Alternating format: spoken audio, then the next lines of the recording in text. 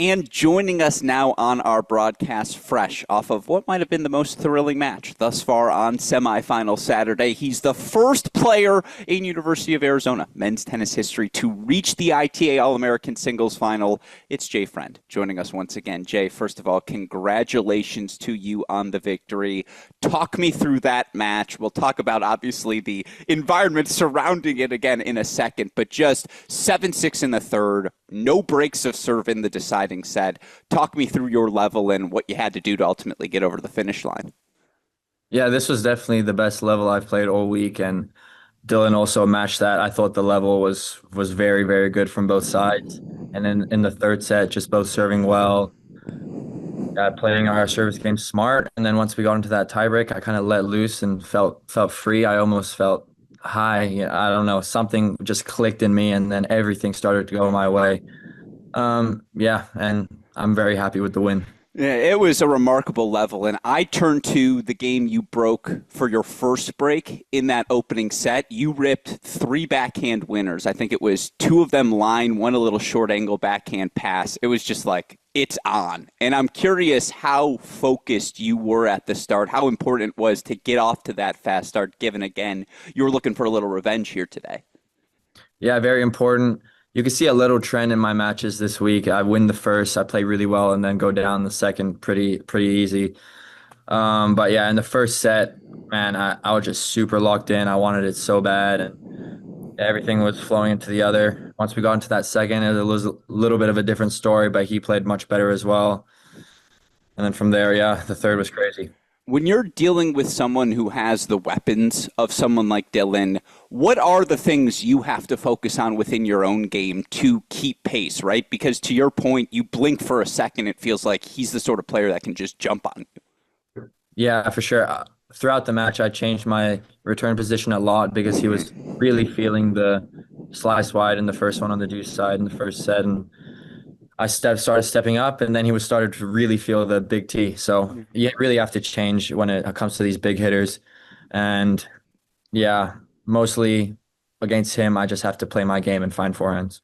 You know he has that kick serve. I'm going to nerd out a little bit because I am curious. He has that kick serve on the ad side. By the end, you were taking 3-4 steps over and looking for forehands on that return. Was that just an aggressive posture by you? Was that something you got a read on his serve? Like, what led to that sort of aggressive move by you? Well, I usually do that. Okay, true. I like to find my forehand on the second serves. And he rarely went T on the second. He got me a couple times, but it is what it is. I'll let him take that risk. So, yeah, it just lets me start the point on my terms, kind of loop it high to the middle, to the backhand, and I don't have to, give up a short ball that he can attack.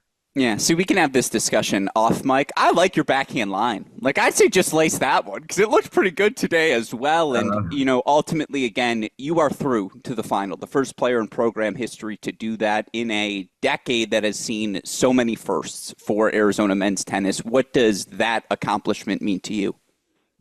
It means so much to me because, you got Colton Smith in the program as well, and he's done basically everything. So it feels kind of nice to be first in something in the program. Yeah, it's very well deserved, and obviously now you've got a championship match tomorrow against Aiden Kim. I don't know what you might know about his game, but what's going to take in that matchup to be the first guy to bring home the trophy? Just whoever wants it more and whoever gets more locked in, because he's obviously has a great level. I've been playing well. It's going to be a great match, and it'll just come down to who wants it more. Yeah, I love that. Well, I do have one additional question for you because there was a little bit of an exchange at the end of the match, and I saw you guys joking about it after with the electronic line calling. I'm just curious your thoughts, and be kind. I see you smiling, but just the ELC in general. Is it better to have it, in your opinion? Just what's your experience been with it here this week? Okay. At times it can be good, but at times it can be absolutely horrible. Okay. The 2 that I got overruled on, I don't know if you saw it. I did. I thought it was way out.